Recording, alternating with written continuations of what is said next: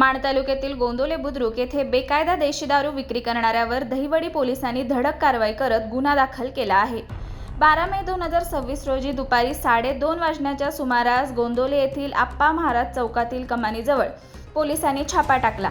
मिळालेल्या गोपनीय माहितीच्या आधारे पोलिसांनी कारवाई करत आरोपी संजय शंकर पाटोळे वय 42 राहणार गोंदवले याला बेकायदा दारू विक्री करताना रंगेहात पकडले आहे।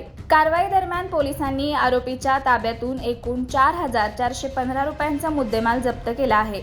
यात टुबर्ग स्ट्रॉंगच्या 5 काचेच्या बाटल्या, किंगफिशर स्ट्रॉंगच्या 5 पत्र्याच्या बाटल्या, देशी दारू टँगो पंच्या 23 काचेच्या बाटल्या आणि 25 प्लास्टिकच्या बाटल्या जप्त करण्यात आल्या आहेत। तपासासाठी प्रत्येक एक नमुना बाटली सीलबंद करून घेण्यात आली आहे।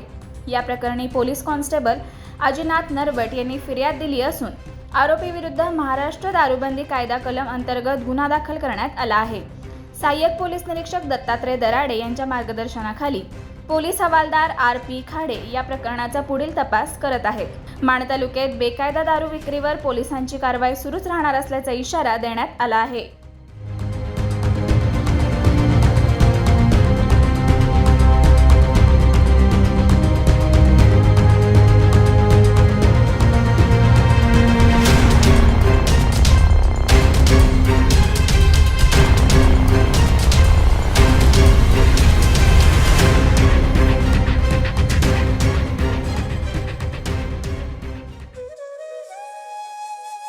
अशाच नवनवीन अपडेट्ससाठी आमच्या खबर गावाकडची या चॅनेलला सबस्क्राईब करा, आमचे व्हिडिओ लाईक करा आणि शेअर करा। धन्यवाद।